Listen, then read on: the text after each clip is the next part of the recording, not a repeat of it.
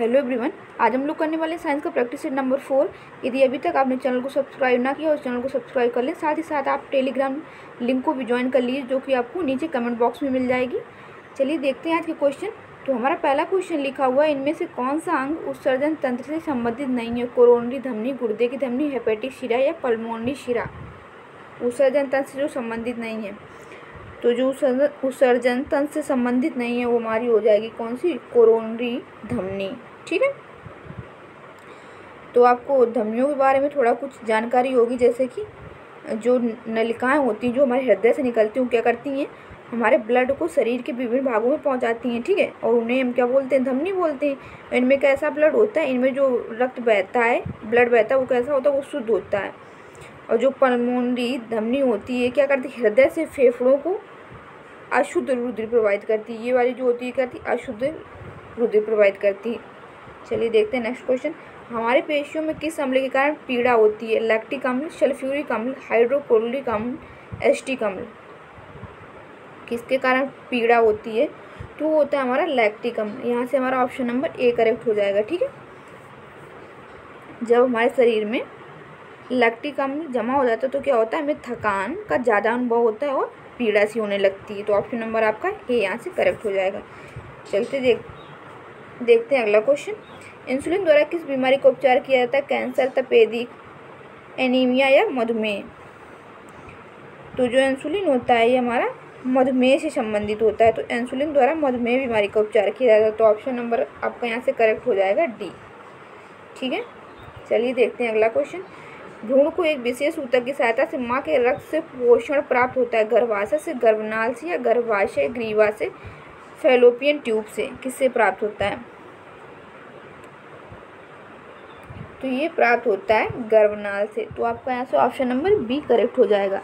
गर्भावस्था के दौरान क्या होता है? गर्भाशय से गर्भनाल का विकास होता है, जिसका प्रमुख कार्य क्या होता है? जिसका प्रमुख कार्य होता है जो हमारे गर्भ में बच्चा पल रहा होता है उसको ऑक्सीजन और पोषण की प्राप्ति कराना। चलिए देखते हैं नेक्स्ट क्वेश्चन। मनुष्यों में पाए जाने वाले प्लेसेंटा ऊतक द्वारा निम्न में से कौन सा काम किया जाता है? भ्रूण के सहायक के रूप में कार्य करना, भ्रूण को पोषण प्रदान करना, भ्रूण से अपशिष्टों को बाहर निकालना या भ्रूण से अपशिष्टों को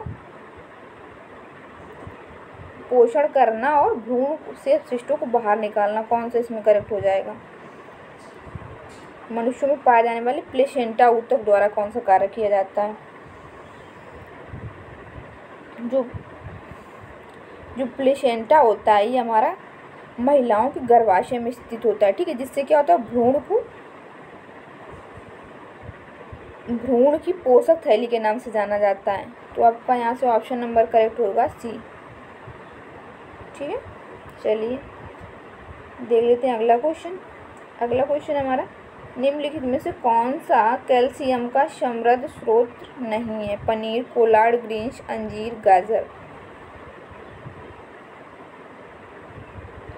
नहीं है पूछा है। ठीक है, कैल्शियम का पनीर होगा, आपका कोलाड ग्रीन्स होगा, अंजीर भी होगा। तो नहीं पूछा तो आपका ऑप्शन नंबर डी यहाँ से करेक्ट हो जाएगा। ये कैसा है? हमारा कैल्शियम का समृद्ध स्रोत नहीं होता है, जो गाजर होता है। चलिए देखते हैं अगला क्वेश्चन।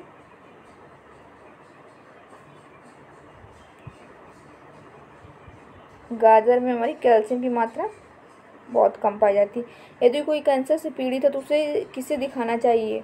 ओस्टियोलॉजिस्ट को, रोगाकारण विज्ञानी को, अर्बुद विशेषज्ञ को या मूत्र विज्ञानी को? ये तो आपका बहुत ही सिंपल आंसर है। चलिए इसका आंसर आप लोग कमेंट बॉक्स में कमेंट करिएगा। चलिए देखते हैं नेक्स्ट क्वेश्चन। निम्नलिखित में से अन्य से एकदम भिन्न को चुने। चेचक, खसरा, जैसे कि हमारा चेचक, खसरा, बुखार और मस्तिष्क ज्वर, तो कौन सा इसमें से डिफरेंट है? जैसे भी आपको समझना हो, किसी भी प्रकार से अलग कैसे होगा ये, कोई आपको समझ लीजिए आप लोग यहाँ से, जैसे रीजनिंग का क्वेश्चन है आपका।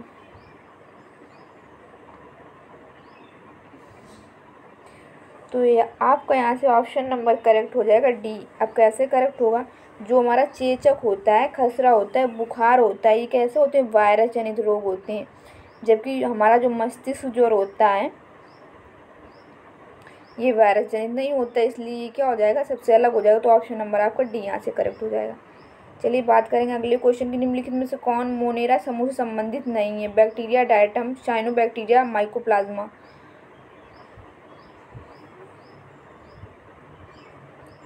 तो आपका यहाँ से ऑप्शन नंबर करेक्ट हो जाएगा बी, डायटम। ये हमारा मोनेरा समूह से संबंधित नहीं होता है।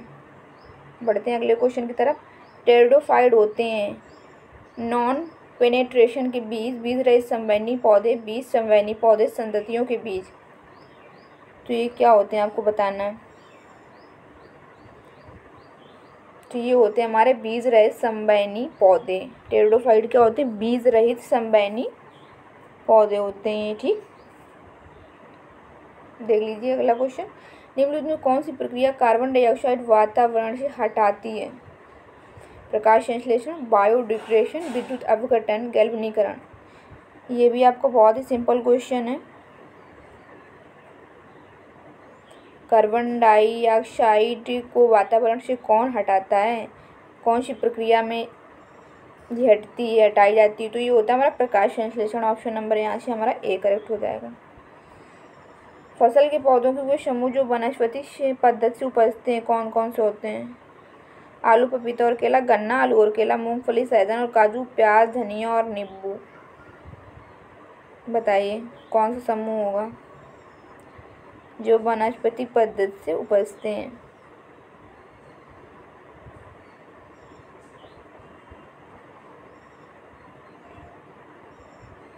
तो ये हो जाएगा हमारा ऑप्शन नंबर बी यहाँ से करेक्ट, गन्ना, आलू और केला। ठीक है, ये हमारी वानस्पतिक पद्धति से उपजाई जाने वाली फसलें होती हैं। ठीक है,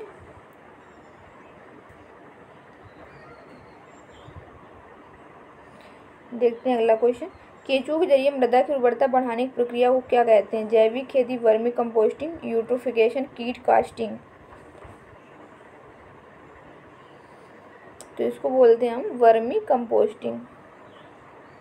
ठीक है, केंचुओं के जरिए जो मृदा की उर्वरता बढ़ाने की प्रक्रिया होती है वही क्या कहलाती है? Vermi composting. और जो वर्मी कल्चर होता है वो हमारा क्या कहलाता है? केंचुआ पालन। तो आप इससे भी समझ सकते हैं रिलेट करके। चलिए बात करेंगे अगले क्वेश्चन की। आनुवांशिक अभियांत्रिकी का दूसरा नाम क्या है? डीएनए अंगुली मुद्रण, डीएनए संपादन, पुनः संयोजक, डीएनए प्रौद्योगिकी, वंशाणु उपचार। आनुवांशिक अभियांत्रिकी का दूसरा नाम क्या है? तो ये यहाँ से आपका ऑप्शन नंबर करेक्ट होता है सी, पुनः संयोजक डीएनए प्रौद्योगिकी। ठीक है, सर जगदीश चंद्र बोस द्वारा पौधों में वृद्धि को मापने हेतु निर्मित उपकरण का नाम क्या था? केस्कोग्राफ, कोर्डियोग्राफ, पॉलीग्राफ, टेलीग्राफ। क्या था?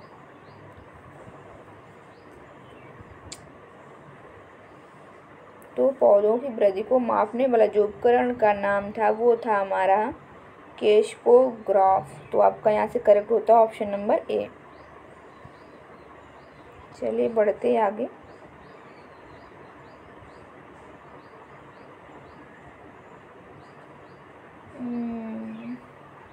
प्राकृतिक रूप से मृत पशु को या किसी अन्य पशु द्वारा मारे गए पशु के शव को जब कोई अन्य पशु भक्षण करता है तो ये संबंध क्या कहलाता है? परभक्षण, प्रतिस्पर्धा, मुर्दाखोर, सहजीवता।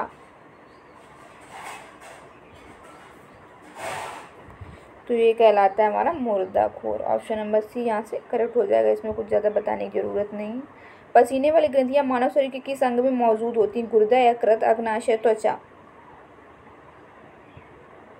जो पसीने वाली ग्रंथियाँ होती हैं मानव शरीर के त्वचा में उपस्थित होती हैं। तो आपका यहाँ से ऑप्शन नंबर डी करेक्ट हो जाएगा।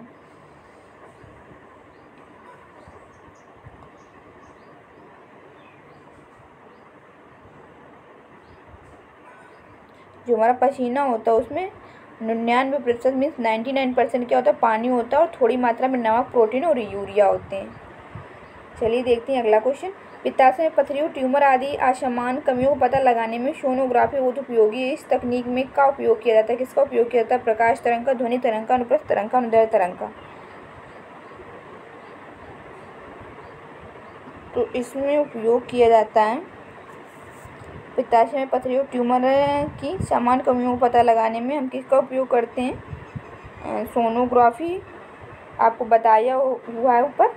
इस तकनीक में का उपयोग किया जाता है तो ध्वनि तरंग का उपयोग किया जाता है। तो ऑप्शन नंबर यहाँ से आपका करेक्ट हो जाएगा बी।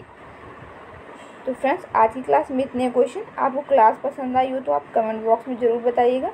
और हाँ फ्रेंड्स, आप लोग ज़्यादा से ज़्यादा अपने दोस्तों को शेयर कीजिए ताकि जल्दी से जल्दी मैं आप लोगों के लिए अच्छी अच्छी क्लासेस ला सकूं। और साथ ही साथ आप लोग टेलीग्राम चैनल को ज्वाइन कर सकते हैं जहां आपको साइंस की PDF वगैरह मिल जाएंगी। मिलते हैं नेक्स्ट क्लास में। थैंक